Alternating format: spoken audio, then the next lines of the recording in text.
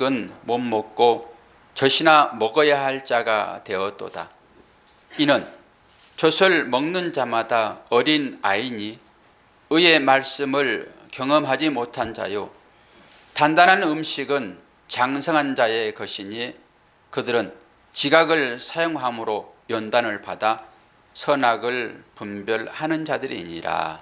아멘. 설교를 진행하기 전에 한번 여러분들에게 질문을 한번 해볼게요. 아침에 우리 아이들과 나눈 질문이었어요. 이제 비유로 말씀을 이제 배우는데 비유 12가지 비유를 전반기와 후반기 나눠 가지고 오늘 이제 마지막 비유를 했는데 보자와 나사로에 대한 비유예요. 성경에서는 이름을 중요시 여깁니다. 혹시 여러분들의 이름이 마음에 안 들면은 저한테 해석해 달라고 그러세요. 제가 믿음으로 다 해석해 드릴 테니까. 우리는 믿음 이름대로 사는 거 여러분 아시죠? 이름대로. 그러니까 이름의 뜻을 해석을 잘해야지 그 이름대로 살아요. 제 이름을 뜻을 말씀드렸잖아요. 저는 길이요 진리요 생명이에요. 제 이름이 도수라는 것이. 그대로 그래서 살잖아요. 말씀을 전하는 자로. 여러분들이 혹시나 믿음적인 이름이 아니면 저한테 오세요. 그럼 제가 믿음으로 그걸 풀어드릴게요. 성경에서는 이름이 중요한데 거지는 이름이 있고 부자는 이름이 없어요. 그리고 이름 있는 그 거지는 아브라함의 품에 안겼다. 그것은 천국에 들어갔다라고 하는 것이고 이름 없이 땅 가운데 잘 사는 그 부자는 지옥에 가 있잖아요. 그러면서 그 생수 물 한 방울 그 떨어지면 사는데 물 한 방울 없어가지고 갈증 가운데 영원히 사는 거예요. 그게 이제 지옥이거든요. 그러면은 우리 아이들이 똑같은 질문을 했어요. 여러분 어떻게 이제 반응할지 참 궁금한데 여러분 이름 있는 거지로 이 땅에 사실래요? 안 그러면 부자로 사실래요? 네? 이름 있는 거지요. 이름 있는 거지요? 할렐루야. 일단 할렐루야 먼저 해놓고 또 다른 분은 나는 부자로 살고 싶어요. 네, 놀렐루야. 애들이 두 가지로 나눠졌는데 한 아이가 나는 이름 있는 부자로 살고 싶어요. 한 아이만 그랬어요. 예. 그래서 너가 솔직하다. 우리는 다 그렇게 살고 싶지. 그리고 나머지 나는 이름 있는 거지로 살고 싶어요. 이제 그렇게 말하는 우리 아이들에게 제가 찬물을 좀 싹 끼얹었죠.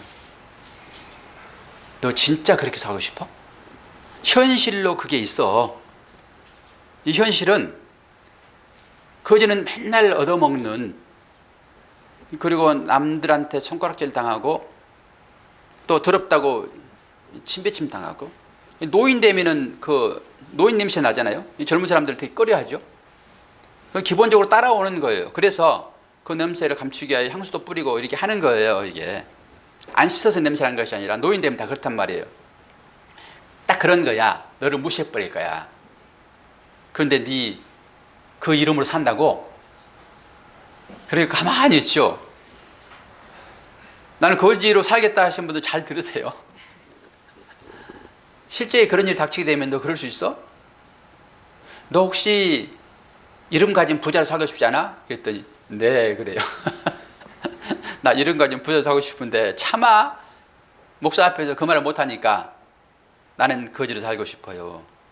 아니 그게 신앙 고백일 수는 있어요.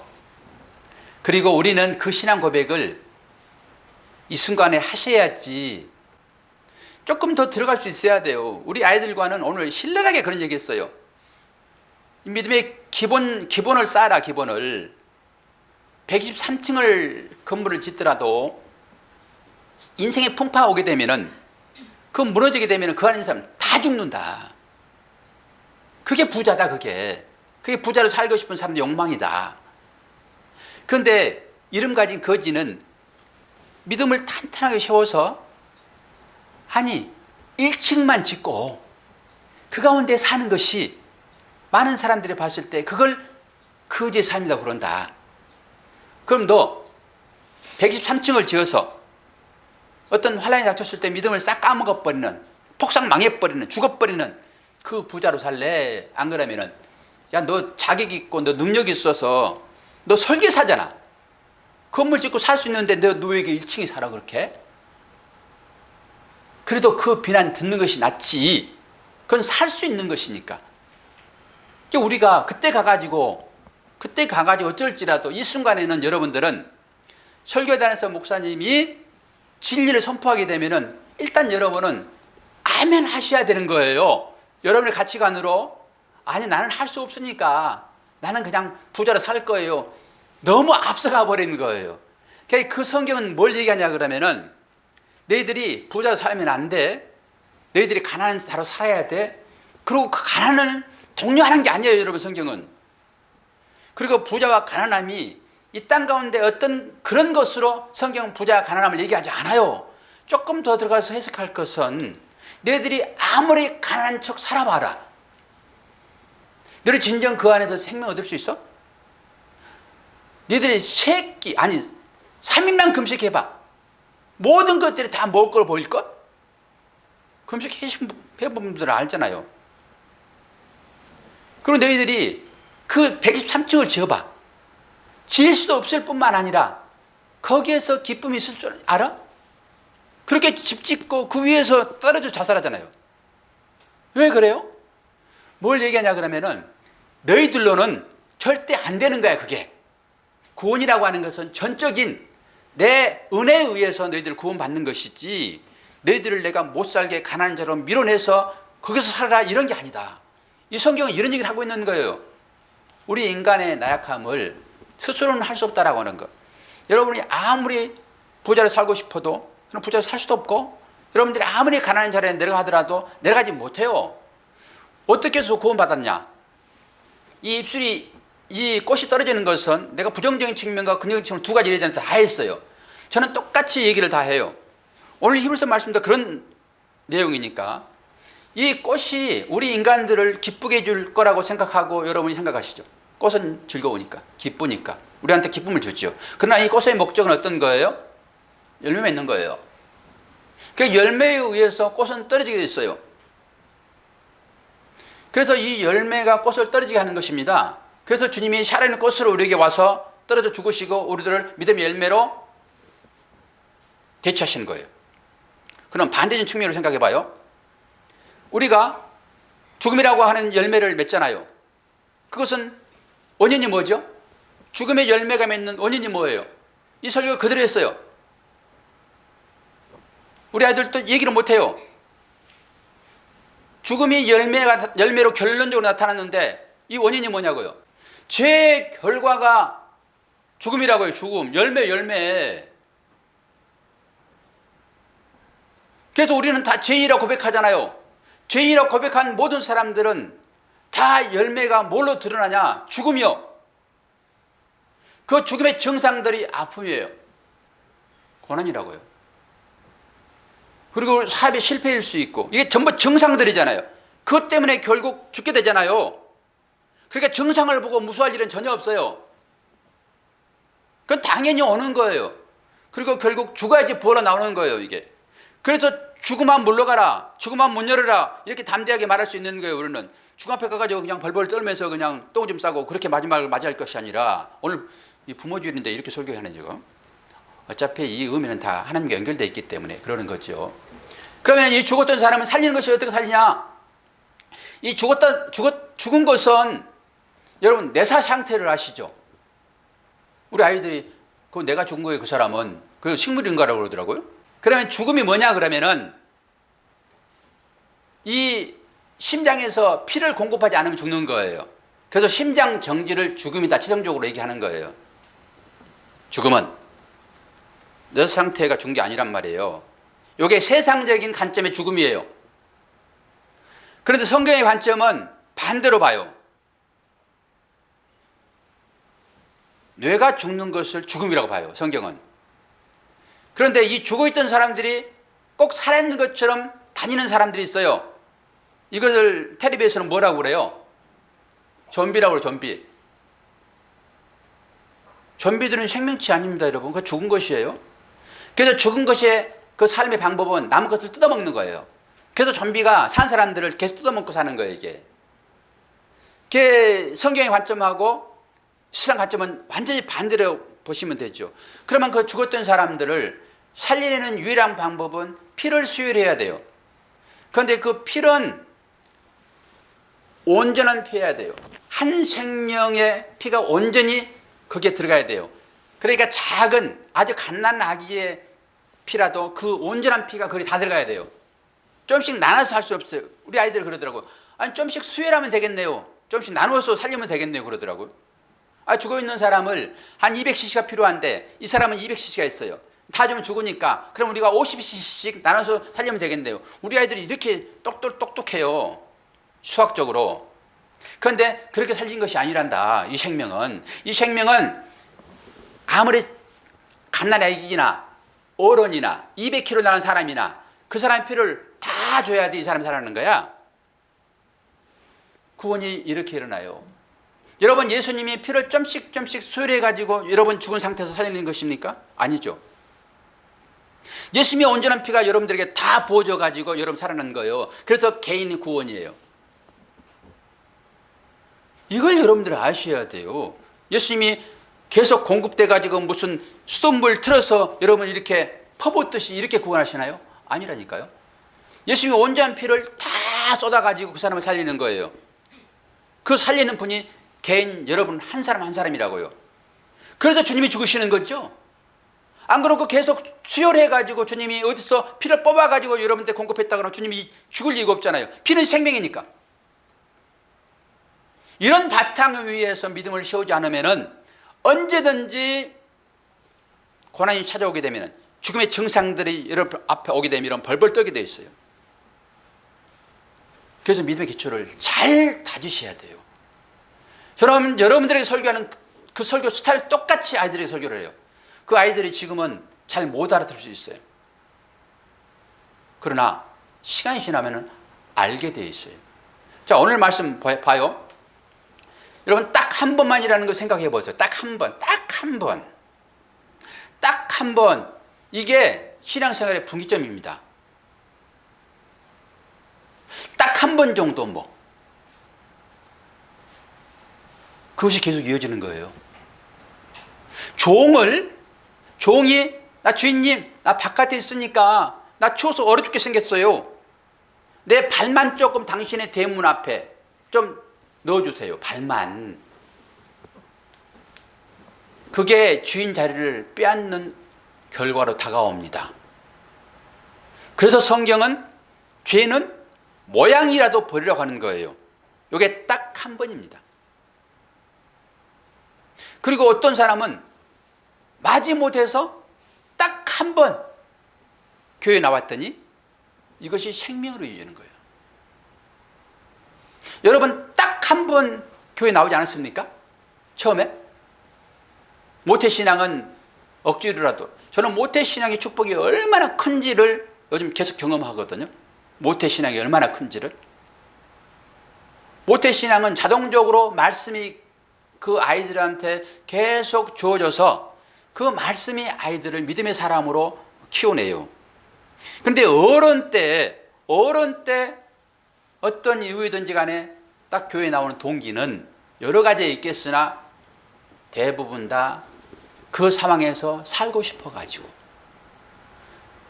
그 문제를 해결하지 않으면 죽을 것 같으니까 문제를 해결하는 측면에서 하나님께 나왔는데 그게 딱 한 번일 수 있어요. 그리고 주의 권위가 되게 귀찮아서 여보 당신 딱 한 번만 교회 나와줘. 나 바라지도 않을게. 딱 한 번만 교회 나와줘. 이것이 그의 생명을 하나님 나라로 인도하는 계기가 된단 말입니다. 딱 한 번은 그래서 중요해요. 한 번 정도 하고 안 할 수 있잖아요.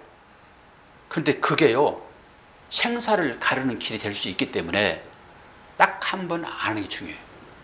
딱 한 번 하는 게 중요해요. 제가 오늘은 이 마음이 주어져 가지고 예배 설교 시작 전에 말씀을 드리는 것인데 시간이 많이 지났네요.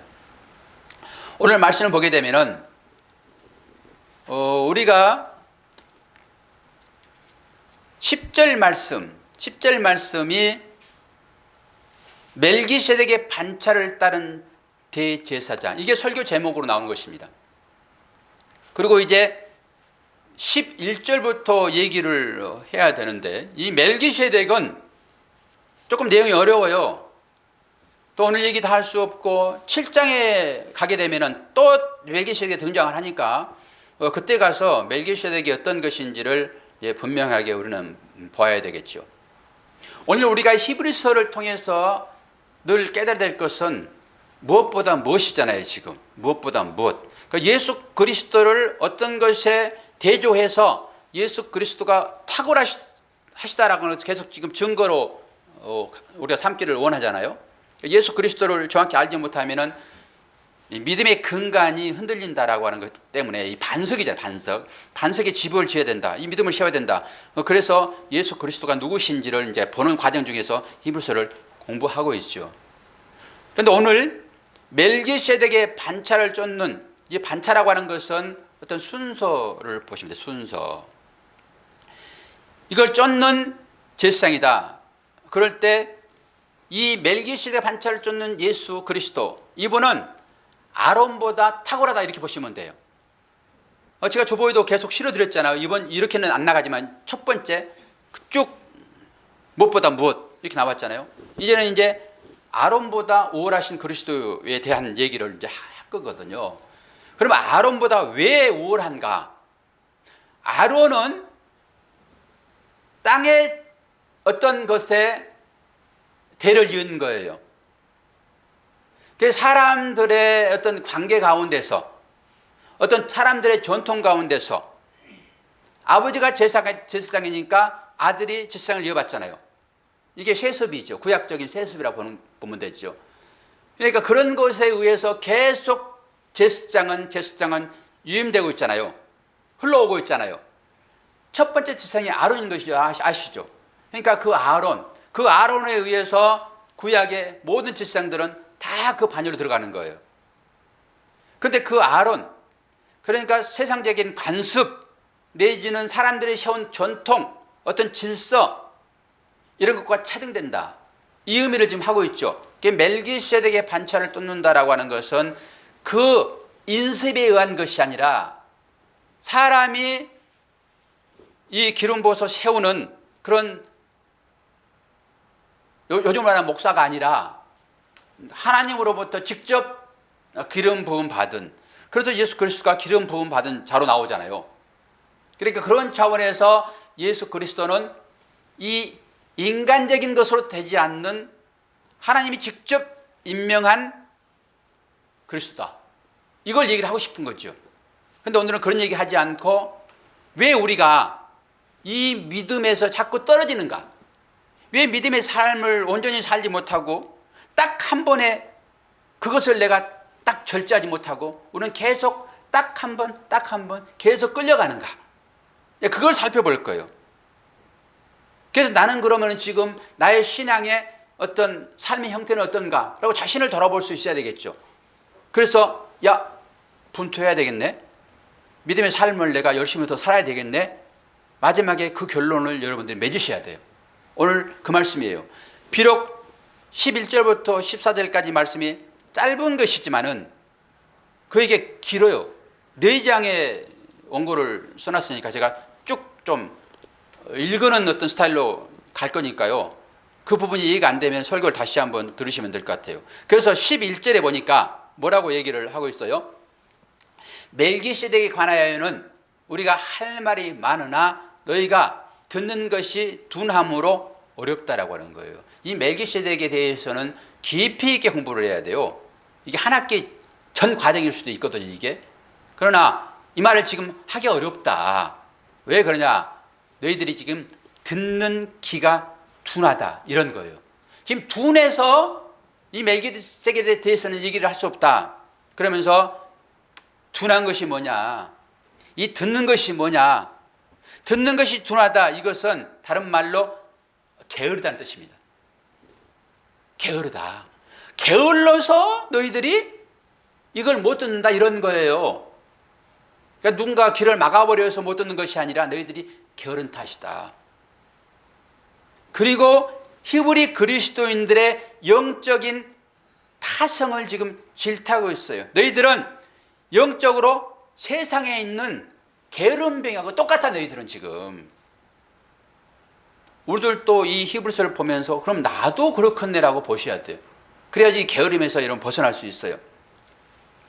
그래서 더 높은 차원의 영적인 탐구가 그들의 게으름 때문에 일어나지 않았다라고 하는 거예요. 영적인 탐구를 해야 돼요, 여러분. 이건 자기 열심이 필요하단 말입니다. 하나님의 나라를 여러분들이 아셔야지만이 거기에 가는 거지, 어떤 추상적인 개념으로 하나님 나라 갈 수 없어요. 거기 가가지고 여러분 뜻대로 전혀 되지 않는다 하게 되면 어떻게 할 거예요? 하나님 나라가 어떤 것인지를 정확히 보셔야지만이 거기에 가고 싶죠. 그런데 이런 영적인 높은 차원의 탐구가 게으름 때문에 그들에게는 일하지 않았다라고 하는 거예요. 오늘날 많은 크리스찬들이 여기에 빠져 있어요. 지금 탐구를 안 해요. 그래서 제가 제발 주일만이라도 여러분 탐구하는 심정으로 목사의 설교를 들으세요. 그리고 그 설교가 여러분 삶 가운데 능력으로 나타나지 않으면은 여러분 추상입니다. 이런 것입니다. 그래서 갈라디아서 5장 7절을 보게 되면은 이런 말씀이 있어요. 너희가 다름질을 잘 하더니 누가 너희를 막아 진리를 순종하지 못하게 하더냐. 너희가 다름질을 잘했다 이러는 것은 처음에 유대교회에서 기독교를 개종할 때 그건 다 버린 거거든요. 유대교에서 기독교를 개종하는 것은 자기를 다 버리는 것입니다. 공동체에서 쫓겨나지요. 상거래 할 수 없지요. 믿음의 고백하면 돌 맞아 죽을 수 있지요. 그럼에도 불구하고 진리를 그들이 깨닫기 때문에 나는 이걸 다 버리겠다. 그리고 돌아왔는데 그 얘기입니다. 다름질을 잘 하더니 누군가 거짓 선자가 찾아와가지고 너희들 그렇게만 가지고 구원받을 수 없어. 옛날에 우리가 했던 대로 그 율법의 어떤 행위 이것도 해야지 같이 구원받지 이러는 거예요. 여기에 할례가 이제 들어가 있죠. 그래서 사도 바울은 강력하게 육신적인 할례가 할례가 아니라 마음의 할례가 할례다라고 마음으로 이걸 끌어들이죠. 그 얘기입니다. 지금 누군가로부터 이 누군가가 자아일 수 있어요. 자. 그래서 사람들은 위의 것보다는 늘 땅의 것들을 생각해요. 많은 사람들이 자기들의 영원한 구원의 마음쓰기보다는 일시적인 땅의 것에 온 마음을 빼앗기고 산다고요. 저나 여러분이 똑같아요. 이름 가진 부자를 살고 싶단 말입니다. 이름 가진 부자.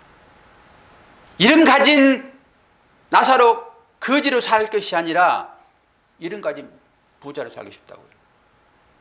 이게 땅의 것을 늘 마음으로 생각하는 사람들의 삶이에요. 이런 사람들은 절대 높은 차원의 영적인 것에는 관심이 별로 없어요. 전부 땅의 것이요.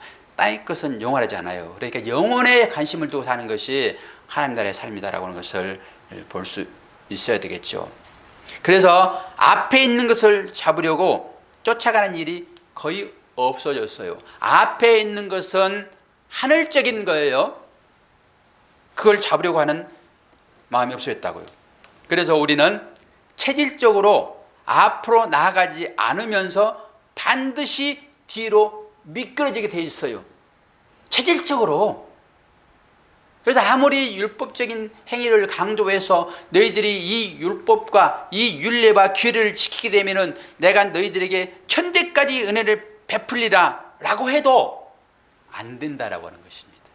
너희들은 그렇게 내가 원하는 수준의 삶을 전혀 살 수 없는 사람이야. 이걸 보는 게 믿음의 눈을 뜨는 거예요.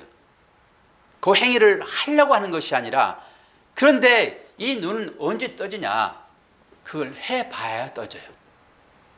그래서 율법의 행위를 우리가 한번 해보는 것입니다. 원수를 사랑하라고 하니까 어떻게 원수를 사랑해요? 그러지 말고 원수를 사랑해 보면은 아이고 이게 안 되는구나. 이게 한 3번은 할 수 있어. 한 4번은 할 수 있어. 이게 안 되는구나. 하나님께서 마음을 부어줘야지만이 그거 나오는구나, 이걸 깨닫는 게 눈 뜨는 거예요. 그래서 율법의 행위를 해보라고 그러는 것이죠. 우리는 진리를 사야 한다는 인식을 사람들이 별로 하지 않아요. 그냥 전부 다 주어지는 것이라고. 물론 은혜는 주어지죠. 그래서 그 은혜로 우리가 구원받기는 하나, 진리라고 하는 의미의 말씀을 여러분들이 이 말씀을 통해서 사는 것이 무엇인지를 한번 보셔야 돼요. 잠언서 23장 23절 보게 되면은 진리를 사되 팔지는 말며 지혜와 훈계와 명철도 그리하니라. 여기에 대한 뜻은 이제 조금 살펴봐야 되지만은 오늘 진리를 사라는 측면에서 이 말씀을 그냥 보시면 되겠습니다. 영적인 유익을 위해서는 세상에 속한 유익을 포기해야 한다라고 하는 것입니다. 영적인 유익을 위해서는 세상적인 유익을 포기하지 않으면 절대 영적인 유익을 받을 수가 없어요. 그래서 이름 가진 부자는 살 수 없어요. 진짜 살 수 없어요. 그래서 주님이 말씀하시죠. 뭐라고 말씀하시죠? 하나님과 재물을 어떻게 해요? 함께 섬길 수 없다라고 하는 것입니다. 이게 안 된다라고 하는 거예요.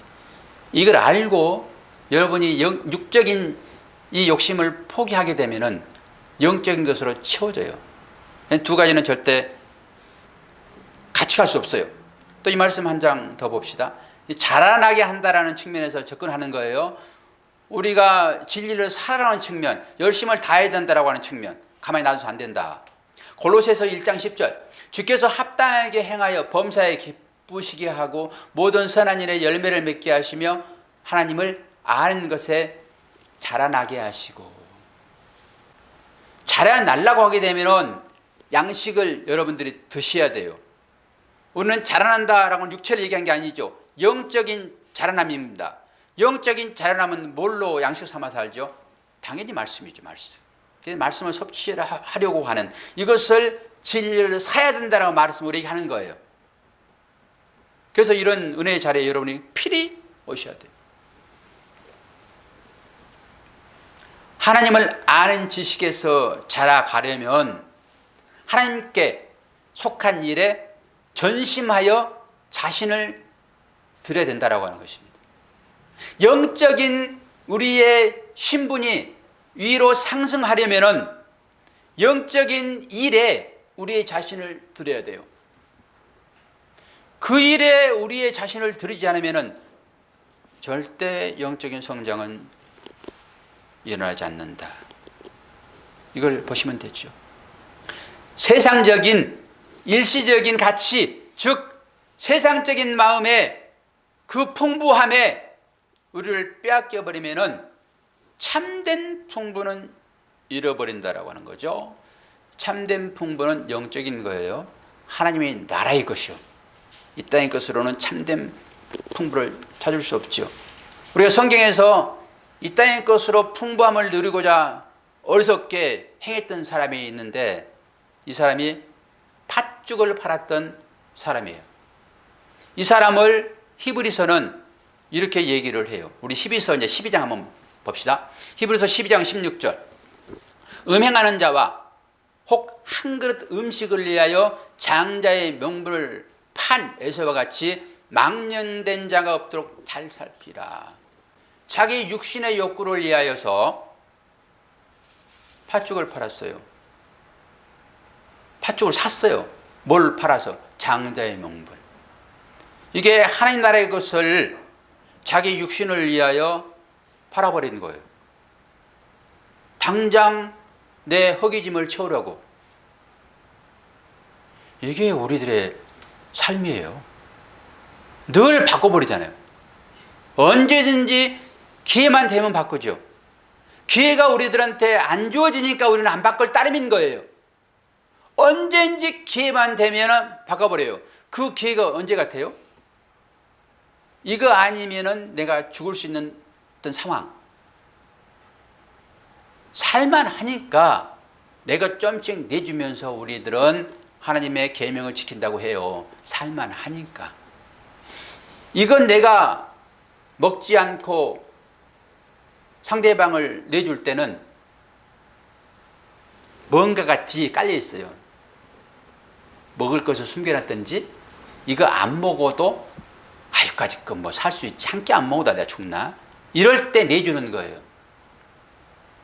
그런데 이거 안 먹으면 내가 죽는데, 내가 이거 안 먹고 내줄 사람은 이 땅 가운데 한 사람도 없다라고 하는 것입니다. 오직 예수 그리스도만 그 일을 하실 수 있어요. 그래서 우리가 어떻게 해서 구원받았는지를 보면 되겠죠. 우리한테 하나님의 은혜로 새로운 성품을 소유함으로 신령한 일에 정말로 우리 목이 마르다 하면은 하나님은 그 목마름을 해결해 주세요. 그 목마름이 우리한테 실제적으로 없기 때문에 하나님의 영적인 풍부함이 여러분 가운데 없는 거예요. 실제적으로 그 영적인 목마름이, 그 갈급함이, 하나님 당신께서 말씀으로 나에게 그 생수를 쏟아 부어주지 않으면 나 당장 죽겠네요. 돈을 아무리 많이 가지고 있어도 우리한테 그 궁핍이 찾아오잖아요. 이 영적인 갈망함이 여러분 없습니까? 그럼 여러분 큰일 나는 거예요. 돈이 많으니까 나한테 전혀 갈급함이 생기잖아요. 그러면 여러분은 부자로 사는 거예요. 부자로. 돈이 아무리 많아도 채우지 않는 뭔가가 우리한테 있거든요. 그 갈망함이 하나님을 만날 수 있는 길입니다. 그것이 영원히 목마르지 않는 생수를 찾는 길이에요. 그때 생수가 부어지는 거예요. 그걸 먹어야 돼요. 이게 비타민이에요.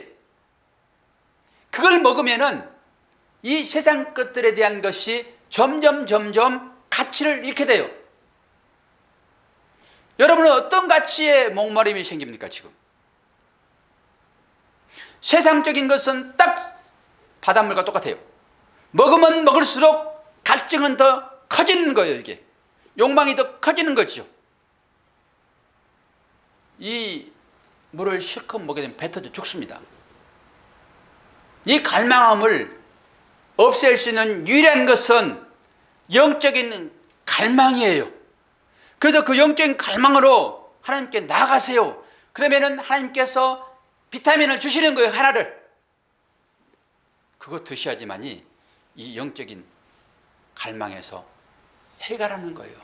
그러면 눈이 열려서 이제는 가치가, 옛날에는 세상적인 가치가 훨씬 많았으나 이 영적인 갈망으로 하나님 주시는 그 생수를 한 방울만 먹게 되면은 점점 달라지는 거예요. 그래서 이 가치가 줄어들어요.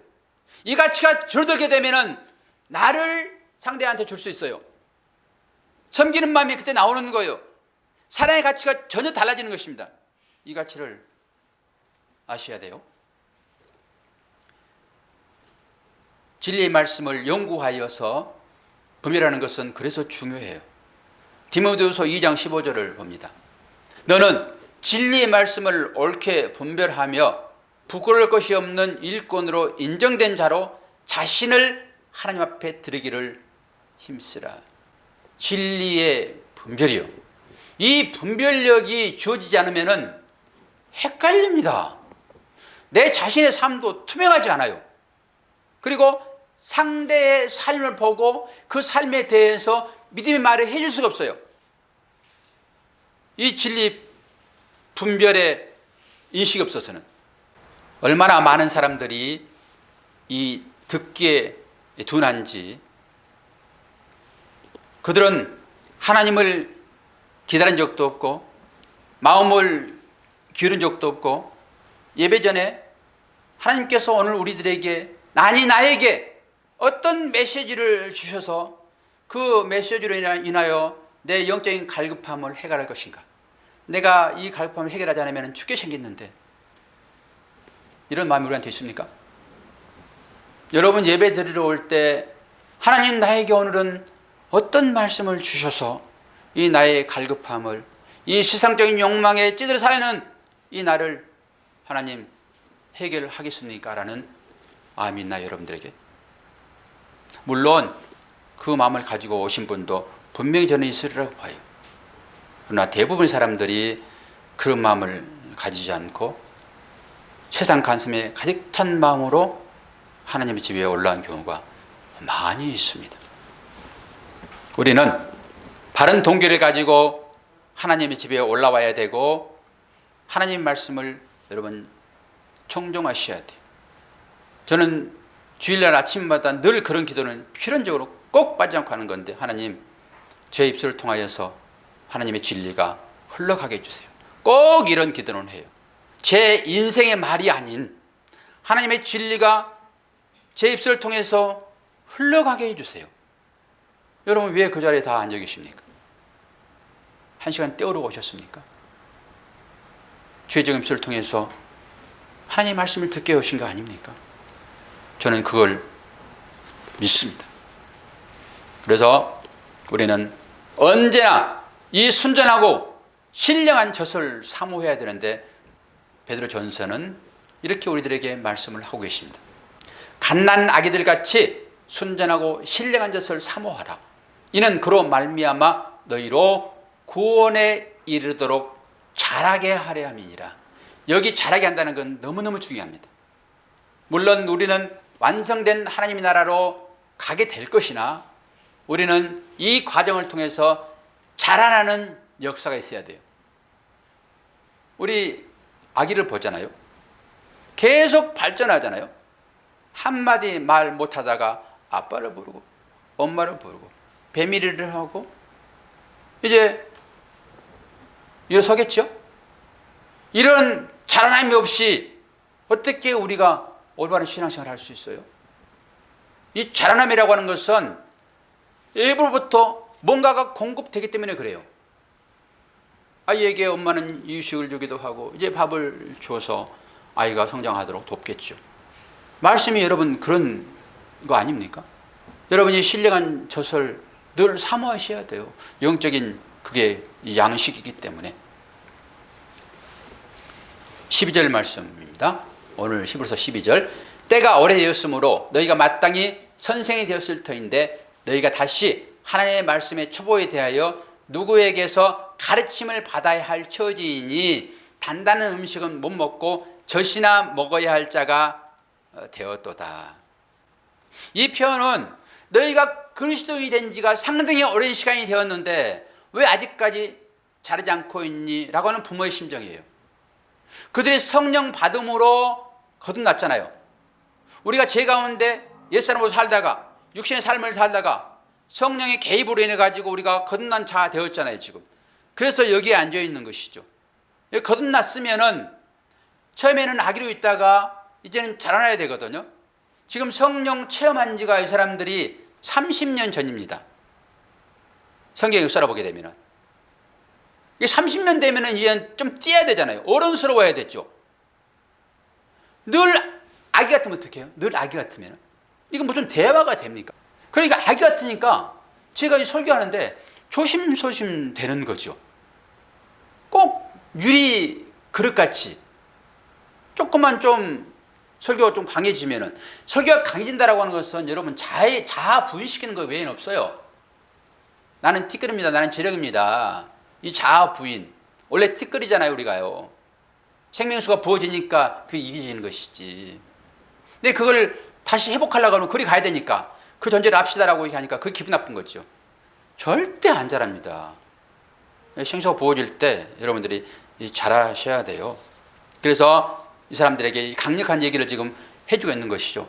왜 젖이나 지금 먹고 있냐. 잘 자라야지. 우리는 하나님의 말씀을 들을 때 이 두 가지 목적을 가지고 분명하게 들으셔야 돼요. 첫 번째, 하나님의 목적은 자신의 믿음의 덕을 위하여 말씀을 들으셔야 돼요. 자신의 믿음의 덕.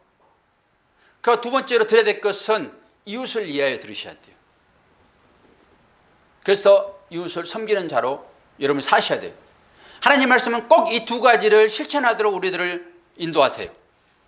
그냥 듣고 흘려버리는 것이 아니라, 우리 히브리서 보고 있으니까 듣고 너희들이 그 말씀을 망각하여 흘려 떠나보게 되면 엄청난 지향이 있을 것이다 이렇게 했잖아요. 듣고 여러분 망각하면 안 된다라고 하는 것입니다. 우리가 이 말씀을 듣고 어디에 가서 실천해야 되냐? 가정에서 여러분 실천하셔야 돼요. 오늘 어버이 주일인데 저는 오늘 이 말씀으로 어버이 주일을 대신할 거예요. 우리 어버이라고 하는 그 의미는 하나님 나라의 하나님을 상징적으로 보여주고 있어요. 그래서 부모를 공경하지 않게 되면은 기본적으로 하나님을 믿을 수가 없어요. 그리고 하나님을 믿게 되면은 또 자연 발생적으로 그 의미가 깨달아지게 되면은 부모를 섬기게 돼 있어요. 부모를 섬긴다라고 하는 영적인 의미는 내가 하나님을 섬긴다라고 하는 것이기 때문에 이 두 가지는 결합되어 있는 거예요.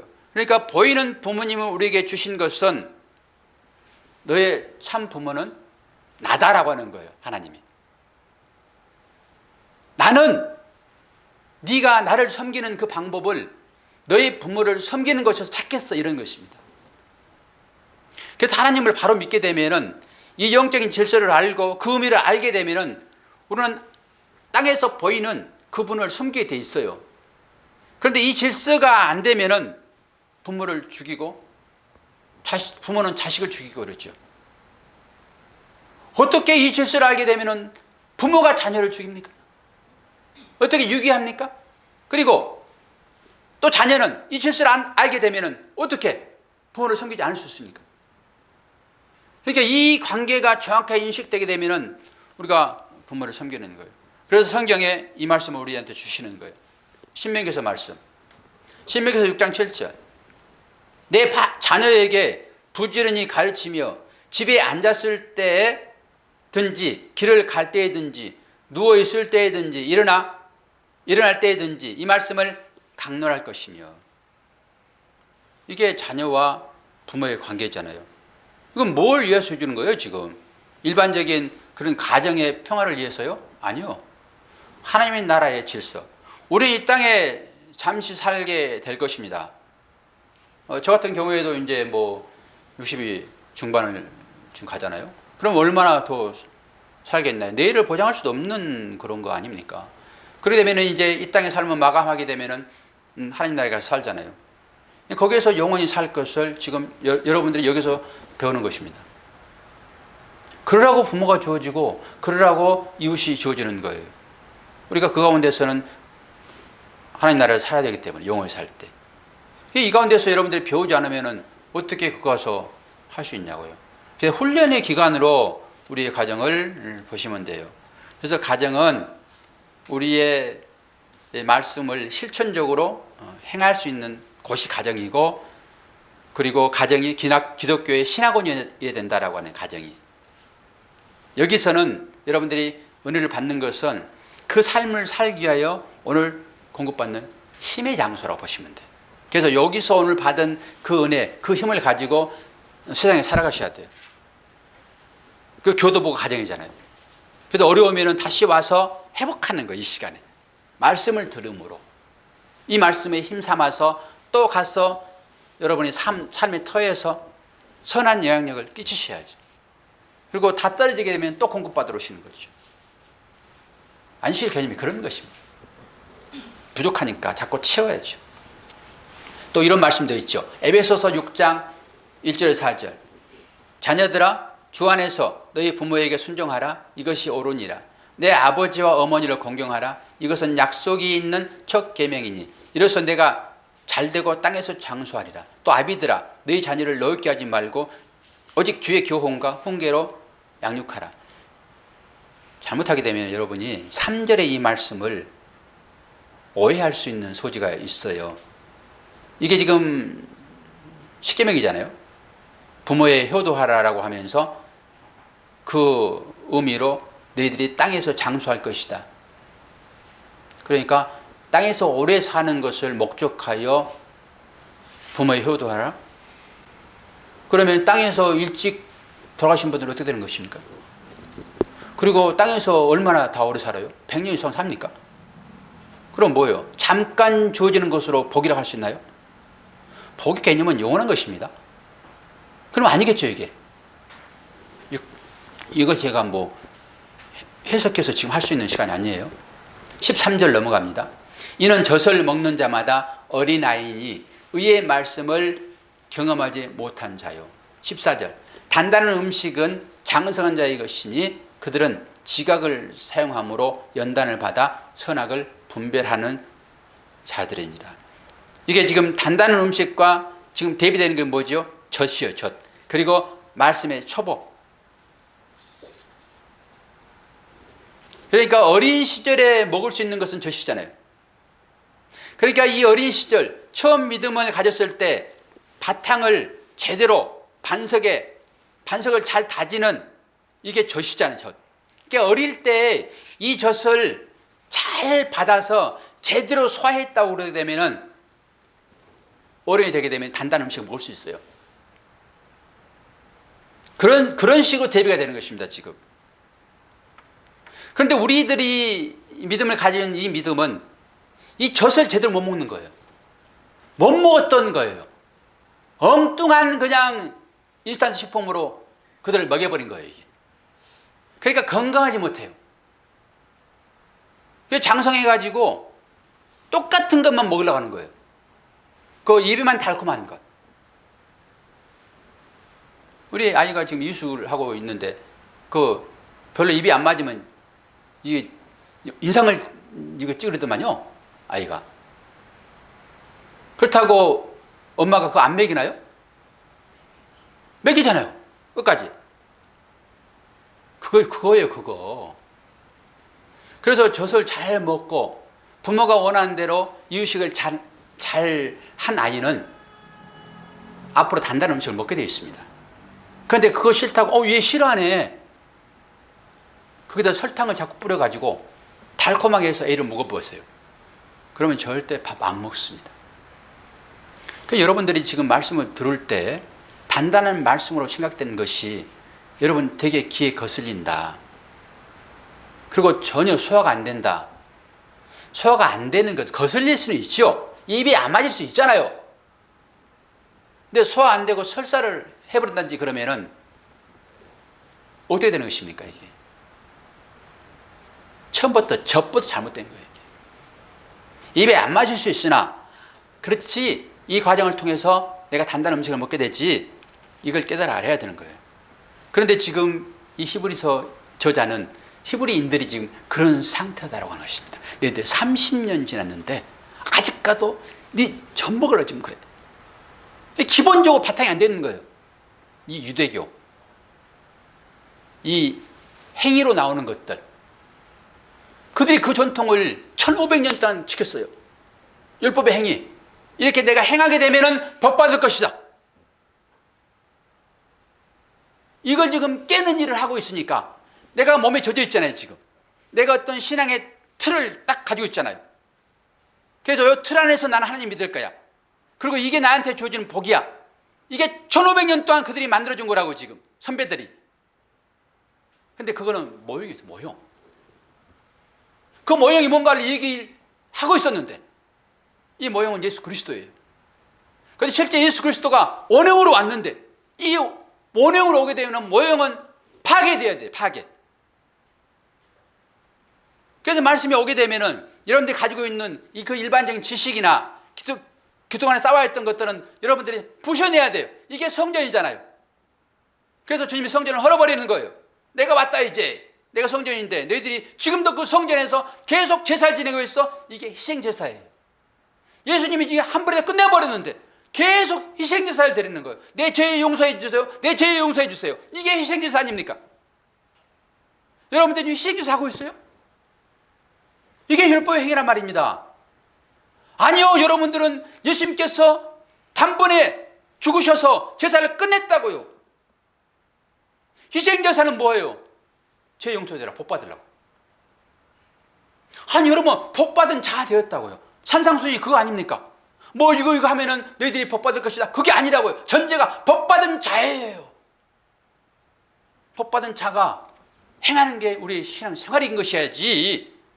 교회 나오면은 여러분들에게 뭔가 다시 또 다른 것으로 입혀진다든지 복을 받는다든지 그러면 안 되죠. 그러면 행위가 나와가지고 서로 박 터지게 뭔가를 해야 되는 거예요. 이게 상급론입니다. 하나님 나라에서 상급 받으려고. 그거 아니다라고 하는 거예요. 너희들은 구원 받았고 너희들은 복 받았고 너희들이 무슨 행위로 너희들을 구원받는 게 아니야. 너희들은 내 희생을 통해서 구원받았어라고 그걸 알아가는 거예요. 이걸 아는 것이 믿음인 거예요. 여러분 자유로우세요. 그런 부분에 있어서. 제가 왜 주일날 어디 빠는 것을 그렇게 금하는 것이냐. 이 자유가 없어서요? 아니 주일날 하루 빤다고 뭔 일 생깁니까 여러분? 그럼에도 불구하고 안 된다라고 제가 못을 박는 것은 딱 한 번이 잘못된 습관을 갈 수 있기 때문에 그러는 거예요. 그 한 번이 계속 된다고요. 왜? 우리는 악하니까. 태생적으로 악해요. 태생적으로 죄악으로 급속도로 갈 수밖에 없도록 된 사람들이라고 우리가. 그래서 목사는 그거 안 된다라고 계속 제재시키는 거예요. 율법의 행위로 예배 드려야 된다라는 그런 얘기가 아니라고요. 근데 사람들은 그렇게 생각을 안 하니까. 그러면 이제 그것을 호기 삼아서 아니 목사님 지난번에 한 번 그렇게 얘기했는데 두 번 하면 안 됩니까? 딱 그렇게 나오게 됐어요. 여러분들에게도 그 용납하지 말으셔야 돼요. 왜? 자신을 잘 알거든요. 조금 고급 음식을 먹어보세요. 조금 덜한 음식은 입에 안 닿아요. 그렇게 아내의 밥을 먹고 평생을 살아왔는데 어디 가가지고 누군가가 아주 맛있는 음식을 줬더니 집에 와가지고 투정해. 남자들 전부 다 입을 꾸며버렸대. 누구로부터 밥을 얻어먹고 살았습니까? 우리가 부모의 젖을 통해서 다 성장한 사람 아니에요? 부모가 늙어진다고 나한테 줄 거 없으니까 아이고 고려장 시켜요? 생명이 누구 것인데? 우리 영적인 생명이 하나님 거 아닙니까? 여러분 자유로우시되 그 의미, 이 긴장적 일치를 여러분 하셔야 돼요. 칼날에 건단 믿음을 여러분들이 사셔야 되는 거예요. 잘못하면 떨어질 수 있겠네. 그래서 참 자유를 누리는 바울도 내가 이것 때문에 형제가 실수할 것 같으니까 믿음의 삶을 살아갈 수 없을 것 같으니까 내가 그거 안 한다라고 하는 거예요. 사도 바울이 자유가 없습니까? 귀신이 어디 있으며 우상이 어디 있습니까? 다 먹을 수 있는 것이지. 그런 진리가 여러분들에 들어왔다고요. 그런데 그 진리를 방종으로 바꿔요?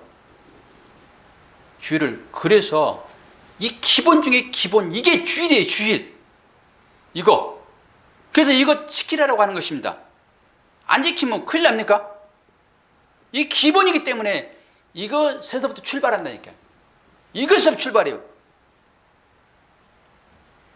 미안해요. 두 분한테는. 우리 오래되신 분들한테 얘기하는 거예요. 지금 이걸 기본적으로 젖으로 먹지 않았기 때문에 단단한 음식을 못 먹는 거예요. 우리가. 그래서 히브리서가 지금 이 얘기를 하는 거예요. 단단한 음식은 장성한 자의 것이니 그들은 지각을 사용함으로 연단을 받아 선악을 분별하는 자들이니라. 연단을 받아야지만이 단단한 음식을 먹을 수 있어요. 연단을 받아야지만이. 기도하겠습니다. 하나님 아버지, 아론의 반차를 쫓는 제사장이 아닌 멜기세덱의 반차를 쫓는 대제사장인 그리스도를 아는 것은 그래서 우리에게 너무나도 중요한 것임을 오늘 말씀을 통하여 깨닫습니다. 오늘 어버이 주일을 맞이하여 우리의 참 어버이 되시는 주님을 어떻게 따를 것인가를, 그분의 발자취를 따르게 되면 자연스럽게 알게 된다는 사실을 다시 한번 깨닫습니다. 내가 가고자 하는 방향이 아니라 주님의 발자취를 따른다는 것은 자신을 포기하는 행위인 것이기에 힘든 것임을 또한 우리가 고백합니다. 그래서 사도 바울은 피 흘리기까지 싸워야 하는 것이 믿음의 삶이다라고 우리에게 힘들지만은 단호하게 말씀하십니다. 오늘 어버이 주일을 맞이하여 부모를 생각하고 하나님을 생각하는 당신의 사랑하는 자녀들에게 이 믿음 허락하여 주시어서 이 세상 가운데서 믿음의 진보를 이루낼 수 있도록 크신 은혜를 더하여 주시옵소서. 예수 그리스도 이름으로 기도하옵나이다. 아멘.